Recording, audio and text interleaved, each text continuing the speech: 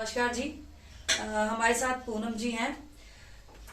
Tinnitus की problem के बारे में आज बात करेंगे। पूनम जी को टिनिटस कानों की बीमारी होती है एक्चुअली। तो टिनिटस होने के बहुत सारे कारण हो जाते हैं। ज्यादातर ये वृद्ध अवस्था में होता है, एज इफेक्ट के साथ आता है। उसके अलावा और भी बहुत सारे कारण हो जाते हैं। अगर आपको नेक पे कहीं चोट लगी है, एक तरह से टिनिटस बहरेपन की निशानी भी आप कह सकते हैं। तो जैसे कान में बहुत लंबे समय से अगर मैल जम रही हो, बहुत लंबे समय से अगर आपको माइग्रेन की प्रॉब्लम हो, बहुत सारे कारण हो जाते हैं। अब जैसे पूनम जी को परेशानी है, ओनली 45 ईयर ओल्ड, सिर्फ 45 साल की है, एज इफेक्ट इसका कारण नहीं है।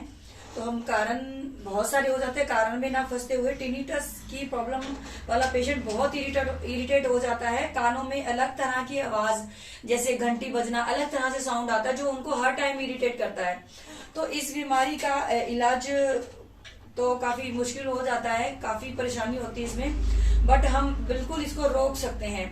और जब हम पहले इसको रोक लेंगे, क्योंकि ये साउंड धीरे धीरे धीरे बढ़ता जाता है, पेशेंट इरिटेट हो जाता है, पहले जब हम इसको रोक लेंगे उसके बाद इसको ठीक करने पे भी काम कर सकते हैं।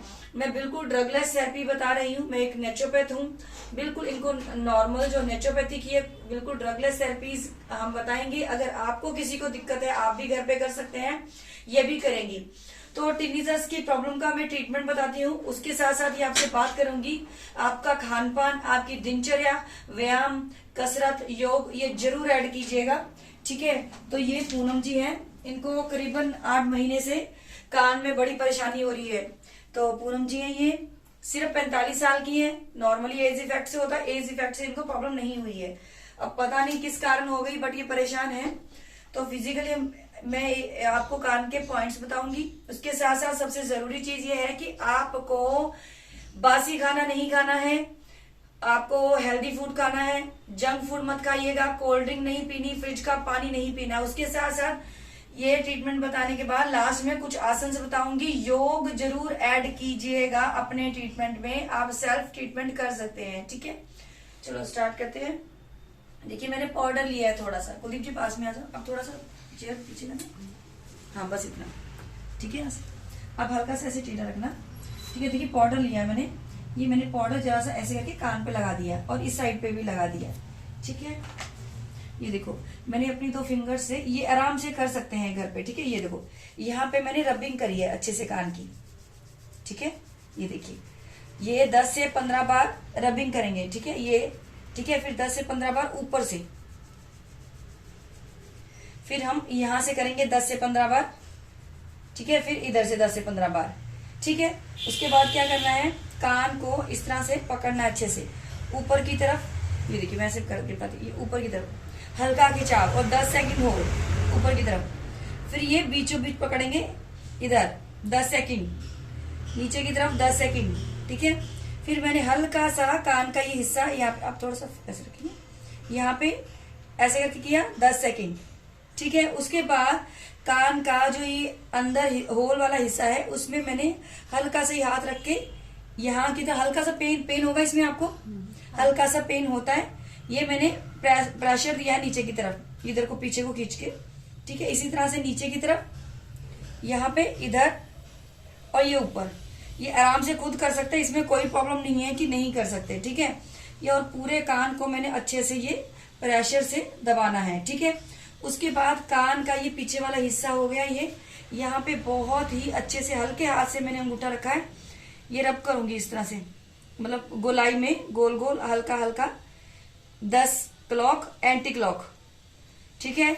इसी तरह से आप कान के इस हिस्से में भी इस तरह से ही क्लॉक एंटी क्लॉक बिल्कुल आराम से करेंगे। ये नीचे वाले हिस्से पे भी क्लॉक एंटी क्लॉक, ठीक है। ये पूरे पॉइंट्स देने हैं। उसके बाद क्या करना है, कान पे अच्छे से ऐसे हाथ रखना है, ठीक है। 5-6 सेकंड होल्ड, छोड़ दिया, 5-6 सेकंड होल्ड, छोड़ दिया, 5-6 सेकंड होल्ड, छोड़ दिया, ठीक है। ये कम से कम 5 से 6 बार करेंगे आप, ठीक है। तो ये कान के कुछ पॉइंट्स बताए हैं। उसके साथ साथ आपको कुछ आसन करने हैं। खान पान का बिल्कुल ध्यान रखना है। डिब्बा पैक वाली चीजें नहीं खानी, पैकेट में बंद चीजें आती वो नहीं खानी, फ्रिज का खाना नहीं खाना, बासी खाना नहीं खाना, कोल्ड ड्रिंक नहीं पीनी, ठंडा पानी नहीं पीना। देखो अपना ध्यान रखोगे, पहले तो आप उस बीमारी को रोको, फिर धीरे धीरे उसको ठीक करेंगे। ठीक है, बिल्कुल नेचुरल तरीके से। सबसे पहले ये वाला सारा करने के बाद आपको क्या करना है, नेक की सारी एक्सरसाइज करनी है आपको। ठीक है, नेक की सारी एक्सरसाइज करनी है, आप मेरे साथ करेंगे अभी एक्सरसाइज।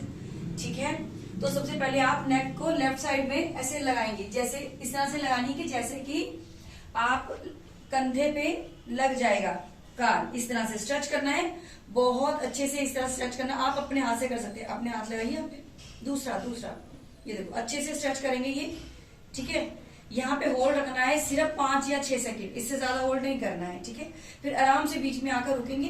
एक्सरसाइज हमें दोनों साइड करनी है। ठीक है, ये 5-6 सेकंड ये करी, स्ट्रेच किया अच्छे से, फिर पीछे की तरफ वही 5 सेकंड 6 सेकंड होल्ड करेंगे बस। अभी क्या है कि इनको कुछ इश्यूज नेक का है, क्योंकि टिनिटस की प्रॉब्लम है, तो चक्कर आते हैं। तो अगर आपको चक्कर आते हैं तो आपको आगे की तरफ ये वाली एक्सरसाइज नहीं करनी, आगे की तरफ नहीं करनी है, आपको पीछे ही करनी है। ठीक है, ये साइडों में कर ली।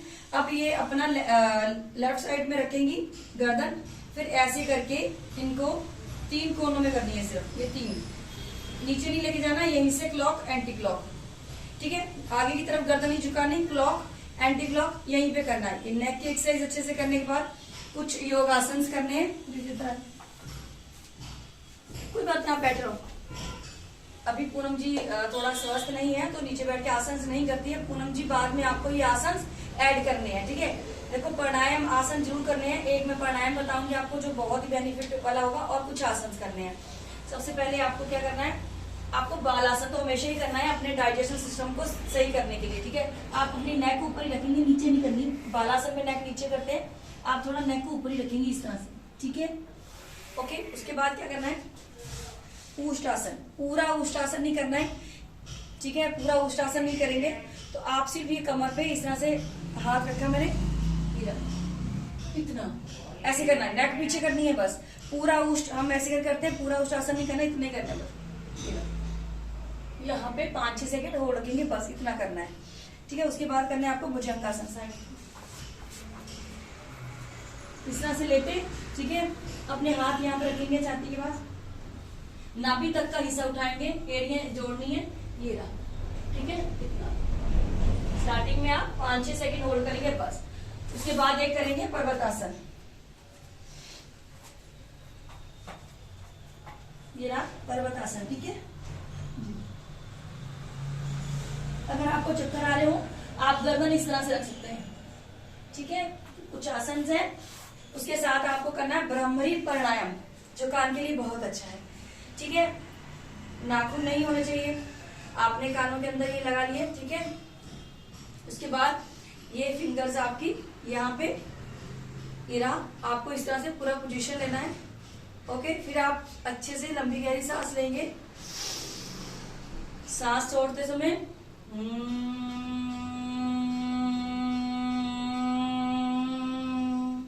ओम का उच्चारण करना है। इसे गुंजन करना भी बोलते हैं। मुंह बंद करके आवाज निकालनी है।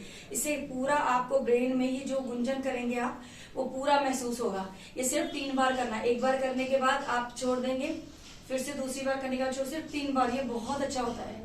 ठीक है, अगर आपको लगे आपको चक्कर आ रहे हैं, आप 2 बार भी कर सकते हैं, 3 बार काफी होता है ये। ठीक है, उसके साथ कानों की जो हवा बंद करके ये करने वाली एक्सरसाइज आपको जरूर करनी है। ठीक है, तो ये व्यायाम, प्राणायाम और ये छोटी सी एक्सरसाइज आपको जरूर फायदा होगा इससे, और आपको भी। नमस्कार।